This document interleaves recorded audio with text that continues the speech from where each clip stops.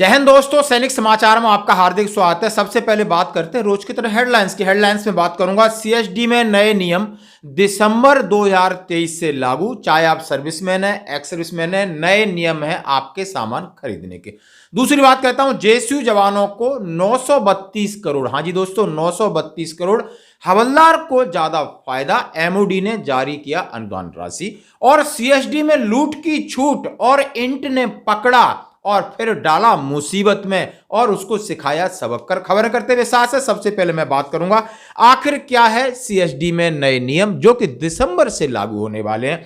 जैसा कि दोस्तों हम बात करते हैं कि हमेशा कहीं ना कहीं नियमों में बदलाव होता है, तो आप ये लेटर देखिए। सबसे पहले जैसा कि हम जानते हैं कि सीएसडी कैंटीन ने 2 साल पहले एएफडी आइटम को ऑनलाइन खरीदने की प्रक्रिया चालू की थी और इस प्रक्रिया में कई प्रकार की समस्याएं आ रही थी।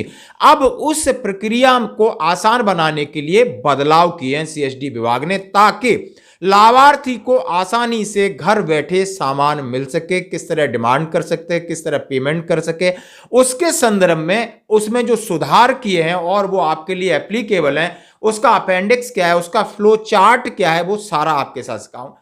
ध्यान रहे, आप हमारे साथ बने रहना। इसमें सबसे पहले लेटर की बात कहता हूं। Bharat government of India canteen store department, ministry of defence है दोस्तों, और इसमें सीधा सीधा उनका एड्रेस लिखा है। 13 नवंबर 2023 का लेटर है और उनके फैक्स नंबर है, टेलीफोन नंबर है, ईमेल आईडी है एफडी का। To all CSD depot manager, all CSD depot manager के लिए सब्जेक्ट है implementation of revised work flow on AFD portal with effect from December 2023, यानी दिसंबर 2023 से आपको किस तरह काम करना है, वर्क फ्लो क्या होगा उसके बारे में बताया उन्होंने। सबसे पहले बात करते हैं references of this letter number AFD CSD portal BPR 2023146 dated 2/6/2023 का। In this context it is no intimate that revise work flow of AFD portal will be implemented from the month of December 2023 as per the direction of the competent authority। जैसे कि पाया है कि इसमें बहुत सारे सुधार की गुंजाइश थी, तो जो competent authority है उसने दिसंबर 2023 से नए नियम लागू कर दिए। The following step are to be ensured with implementation of revise work flow. कौन कौन से आपने मुख्य स्टेप्स हैं वो फॉलो करना है। हम हिंदी और अंग्रेजी में दोनों बात करें। Demand will be placed bye beneficiary without making payment. अभी कौन सा पहला है कि आप बिना भुगतान किए अपनी डिमांड प्लेस कर सकते हो, बिना भुगतान किए अपनी demand. Depot will log in to AFD portal to view of the demand placed. आप उसको डिपोर्ट को एएफडी को लॉग इन करके और उसमें अपनी डिमांड को चेक कर सकते हैं।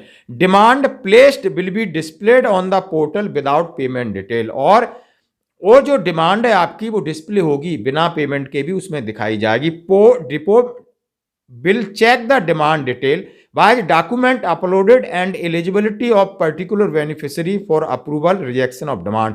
और उसके संदर्भ में जो भी कंसर्न डॉक्यूमेंट है आपने अपलोड करना है, उसके बाद वो चेक करेंगे कि डिमांड एक्सेप्ट हुई है या रिजेक्शन हुई है। If the beneficiary eligible to purchase then depot will approve the demand by clicking on proceed to pay।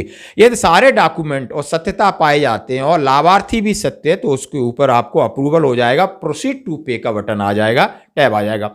If the beneficiary is not found the eligible, department will reject the demand by clicking the reject tab। यदि आपके document में पूरी पात्रता नहीं है और आप पूरी तरह पात्र नहीं है तो उसमें रिजेक्शन का आ जाएगा, तो आपका डिमांड रिजेक्ट हो जाएगा। After approval of demand payment button will activate and upon payment the beneficiary department process demand as per practice in. उन्होंने लिखा है कि यदि आपका डिमांड सैंक्शन हो गया तो आप पेमेंट की प्रोसेस में जाएंगे और उसको पेमेंट करेंगे। For any short payment deport can ask for before processing the demand.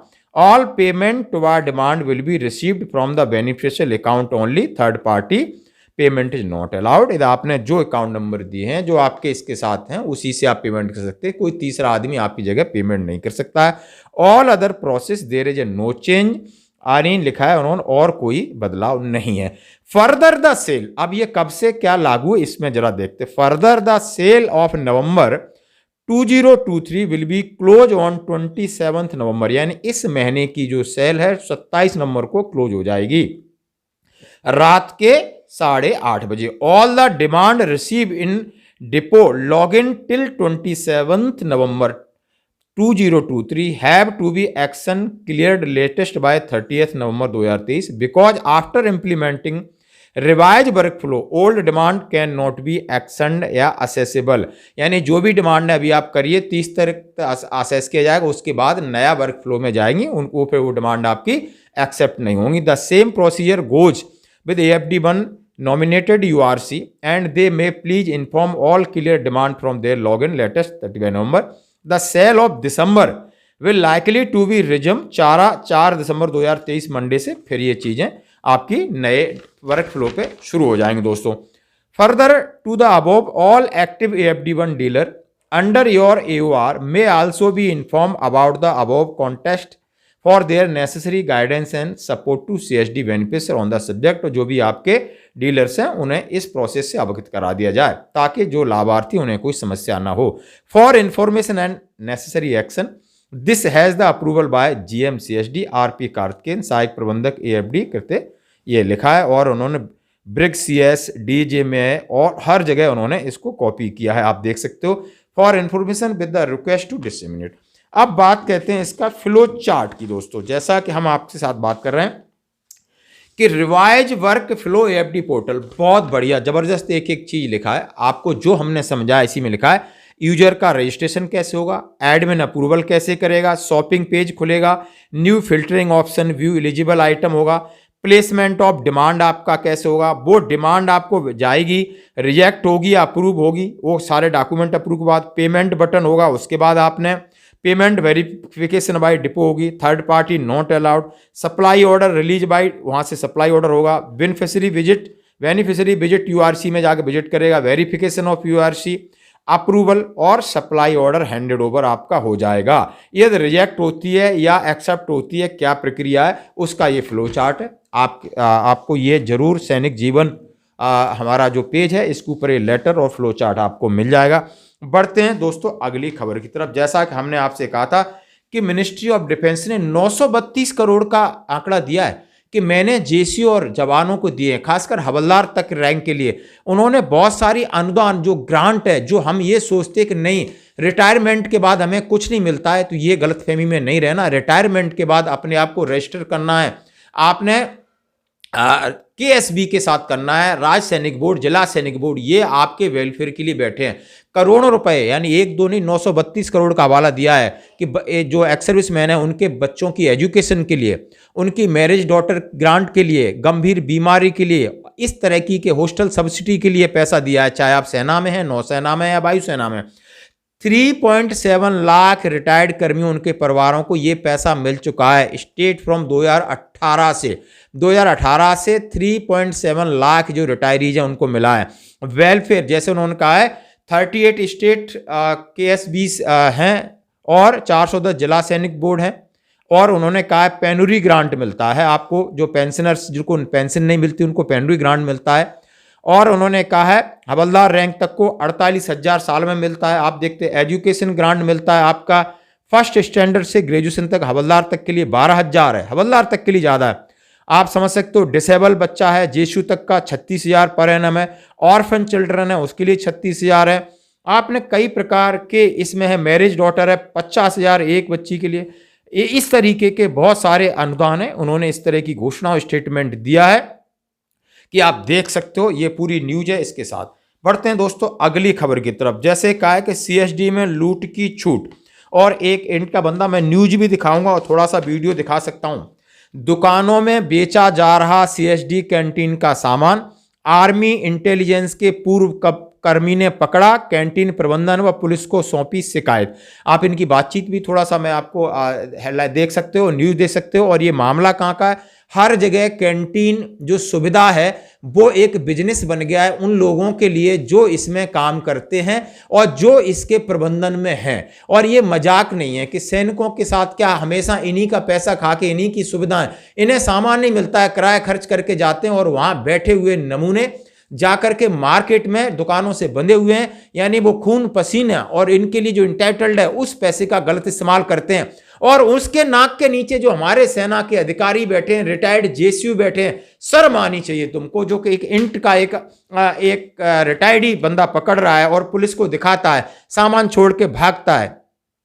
सैनिकों और पूर्व सैनिक परिवारों के लिए खोली गई सीएचडी कैंटीन का सामान बड़ी मात्रा में कैंटीन से बाहर निकलने, उस सामान को दुकानों बेचने का आरोप है। आर्मी इंटेलिजेंस से सेवानिवृत्त हुए एक व्यक्ति ने खुद इस सामान को कैंटीन के बाहर गाड़ी में भरते हुए एक व्यक्ति को धर दबोचा।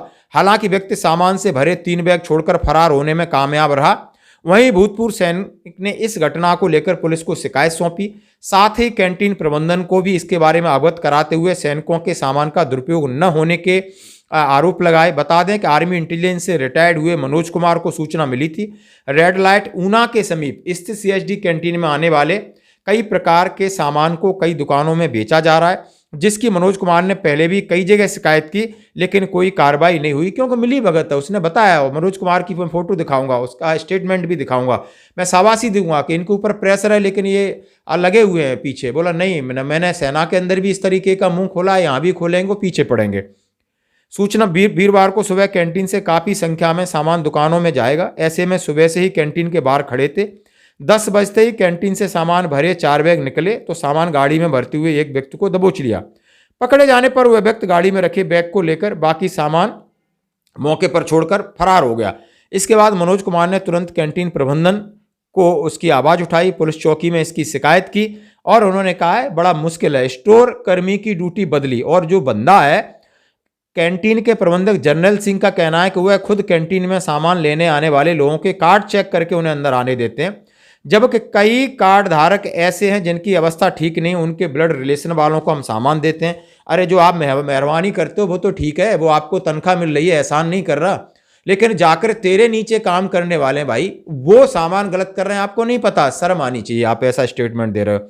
सैनिक और पूर्व सैनिक परिवारों के लिए आने वाला सामान बाजार में बेचा जा रहा है, इसके चलते कई लोग इस सामान का मुनाफा कमा रहे हैं। सैनिक और पूर्व सैनिकों के नाम से जायज हक से वंचित किया जा रहा है। उन्होंने कैंटीन प्रबंधक के सामने पूरा इस मामले में शामिल होने का आरोप लगाया। बिना प्रबंधन के शामिल होने से आप समझ सकते हो ये कितनी गंभीर बात है। लोगों का जमीर मर चुका है, इतनी भारी तनख्वाह है, पेंशन है, आप री एम्प्लॉय हो, अरे कम से कम सरकार को बोल दो ना कि कैंटीन ही बंद कर दो, हमको एक कार्ड दे दो, हम बाहर से खरीद लेते हैं। ईसीएचएस जाओ, वहां पर मनमानी गोरख धंधा, क्यों इनके ऊपर कार्रवाई नहीं की जाती? क्यों ये सेना के अंदर आते हो, सैनिक के अधिकारी इस मामले को संज्ञान में क्यों नहीं लेते हैं? बड़े शर्म की बात है, तुच्छ बात है, घटिया बात है। धन्यवाद।